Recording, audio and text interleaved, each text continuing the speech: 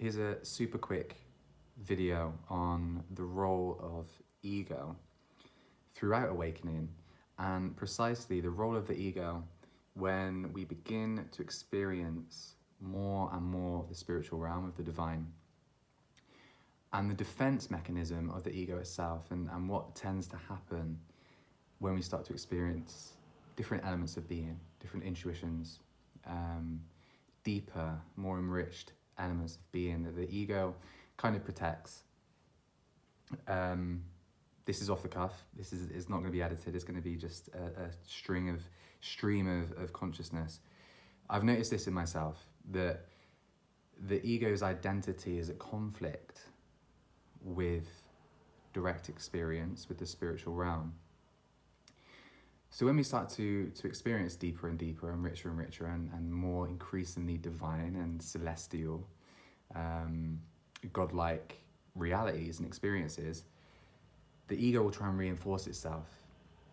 And in many respects, I've spent a lot of my path getting my ego on side, right? Trying to give my ego enough food for thought so that it could get on board. And that's increasingly so. There are certain areas like transpersonal psychology, quantum physics, I guess more like intellectually aligned teachers who I resonate with also on the intellectual level, that help with this process.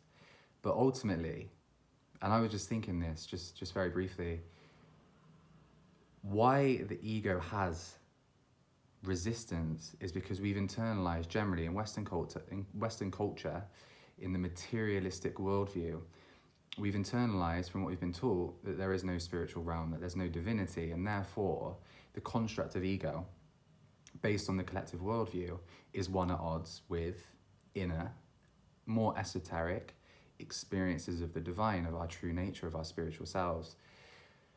So really, it's not our fault that we have these mechanisms that resist. We've been taught that. We've learned it.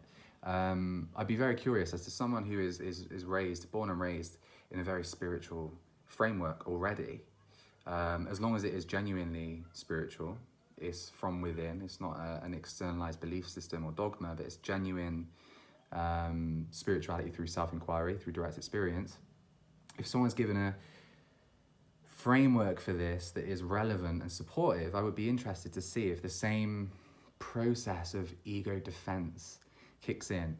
I'm only talking from my experience, and I can only share from my experience, but my intellect has started off really at odds, completely at odds with the spiritual realm, to the extent that I face a lot of inner conflict. It's got on board more and more, but I have kind of periods of disenchantment and disbelief that again are at odds with my experience, and that creates a lot of profound discontent, really. So these are just a few thoughts. These are just a few random thoughts, but really I'm just working on this idea and thinking about the worldview, the ego's identity, and its resistance to deeper and deeper and richer and more prolonged experiences of the divine. Because the more they kind of stick around and stay, the more evidence there is. And my process thus far has been increasingly a matter of chipping away at and disproving the ego's protests to its own annihilation, essentially. It's a path that I'm still on, something I'm still working on.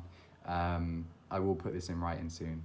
And I'm just now trying with video content to use it more as a net to capture ideas as they come up. Because there are a lot of ideas, right? There are a lot of ideas, and I just want to share them with you as they're fresh, without making them neat and packaged and planned, because that's kind of maybe what my ego wants, right, on some level. So yeah, key point with this video is for you and for your takeaway, assess the ego's protest. And for a lot of people, if you don't have a spiritual map to the spiritual territory, any spiritual experience is going to be dismissed quite easily. I've done that a lot. But the more you start to expand through meditation, through yoga, through breath work, through psychedelics, the more you expand in consciousness, and the more you have these experiences that are at odds with the ego, and you start to question, I'd be intrigued to see if there's this protest mechanism, and the ego will protest. Of course, it's gonna protest and disbelieve because its existence requires a certain framework. If, like me, you've internalized the materialistic worldview and you've been taught essentially from the day that you could understand language that the material world is the only world that there is and the only dimension that there is. So, food for thought, something to take away today, and I hope that this has provided at least a little insight. But at the very least, I'm just sharing my experience, which in itself, I guess, is good for me. So we're all winning, aren't we? Really. So have a lovely day, and I'll be back soon.